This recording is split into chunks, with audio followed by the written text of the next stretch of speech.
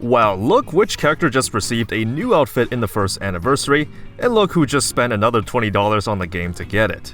Given that we just received a new skin and that I expect some new players to joining the game from this event, I want to talk about a unit that everyone will have if you're watching this before the day-by-day event expires. At the end of the reward track, you get a free copy of Privaty. And luckily for you, she's actually pretty good, and plays a role that we don't actually see another unit playing.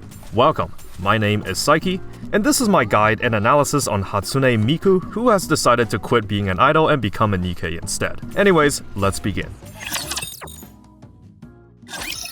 Privaty is one of the few Elysian units that's actually decent. She's a water code assault rifle user that does alright but not broken damage, though there are ways to increase it that I will go into later. What she's really known for is one of her skill abilities, capable of acting as an incredibly good support that allows your other DPSs to shine. Let's take a look at her kit.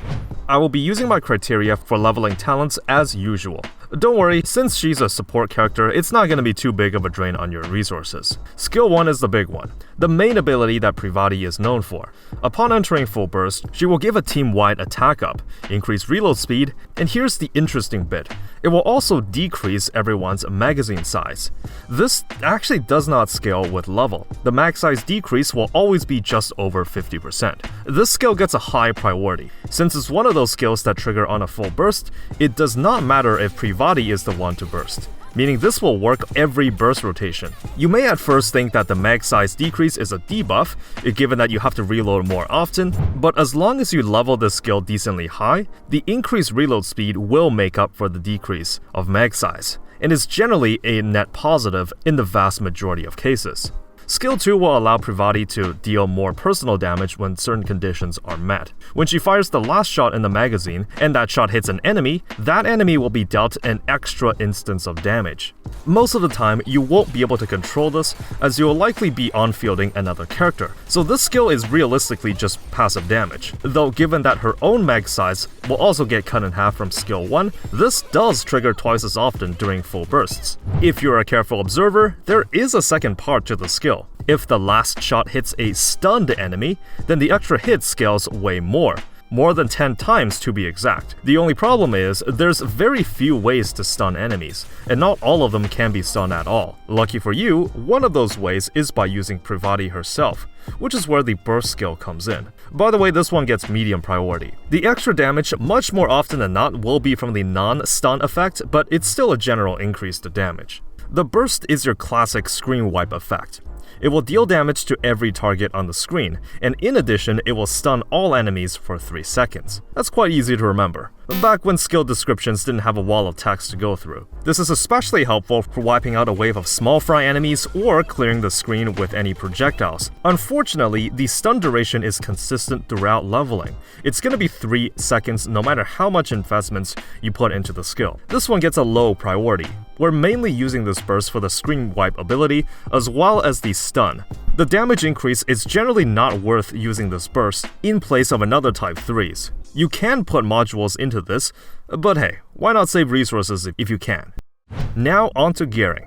Again, since Privaty is a support unit, you don't really need to reroll your overload lines, but they are at least stat increases. If you like to save resources, I would level the headpiece and the gloves as they give the most amount of attack, and some of Privaty's kit does scale with that. You can also overload them if you have access to T9M gear. Let's be honest here.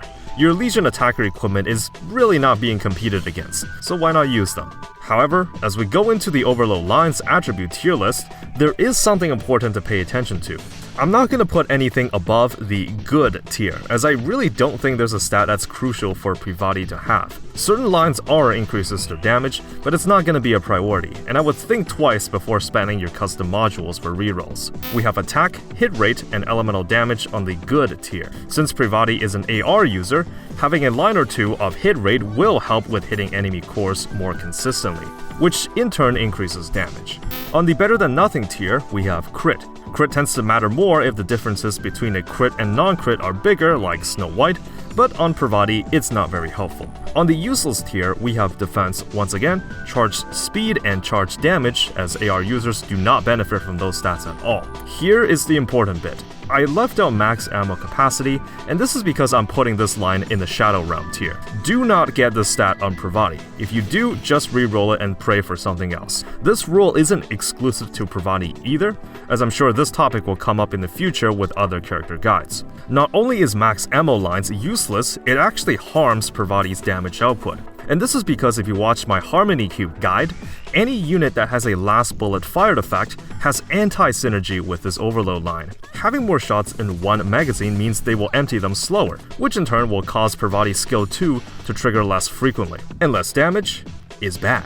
Granted, this is not as bad as having this line on Dorothy, who gives cooldown reduction on an empty magazine, but it's best to learn this lesson early on so you don't make this mistake later. So for the record, do not put max ammo capacity overload lines on Privaty.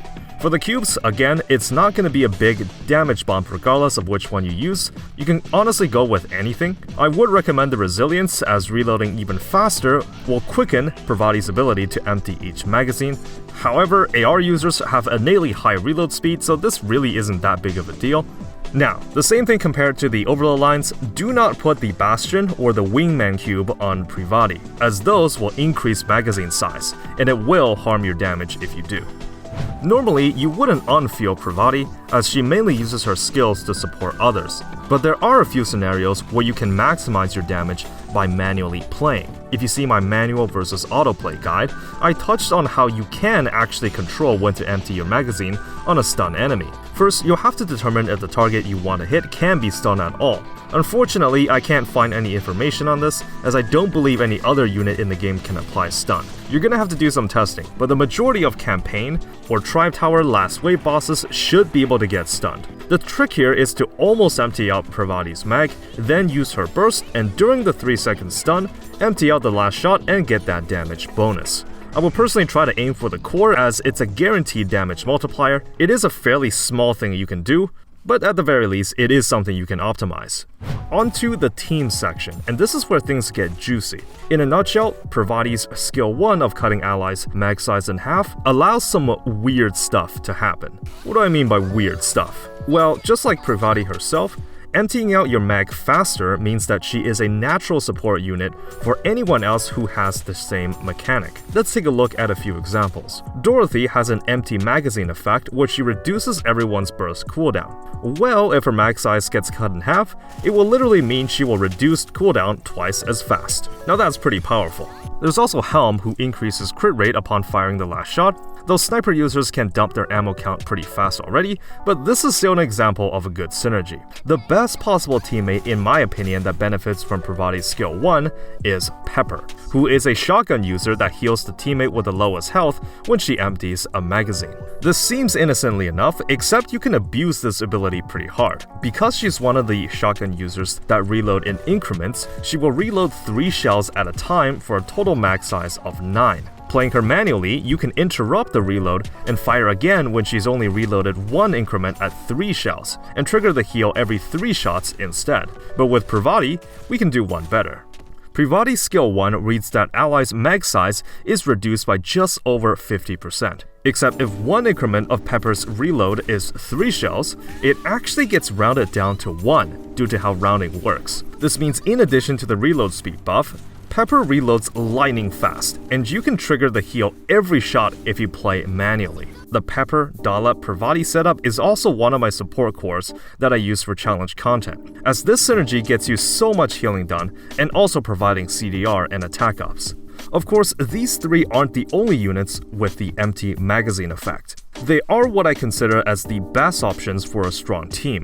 In reality, there's a lot more units with the same mechanic in the roster, like Julia, Epinel, Exia, Aria, Crow, and Yunhua. Now, I'm not saying these units are bad, but you know, they're certainly not gonna carry your team, but the option is there if you have a favorite in that list. Overall, what can we say about Privaty? For a freebie SSR in the foreseeable future, she's actually pretty good. For new players, just putting her in the team is a general improvement due to the variety of buffs she provides. If you want to get a little technical, she also has a stun damage multiplier that you can try and optimize by manually playing. And even into the late game, she is still used as a supporter that works especially well with units with the empty magazine mechanic. Because of her unique support capabilities, I'm still willing to give her a 4 out of 5 rating. This is probably going to be the last video I produce before the end of the first anniversary event, just in time too. We do have a new unit of Tove coming out in the next event. I may or may not do a pre-release analysis depending on the situation. But in any case, thank you for 5,000 subscribers. If you want to know more about who and where I came from as a content creator, I do have a community post that explains everything. As always, thank you for watching, and always remember, have fun with the game.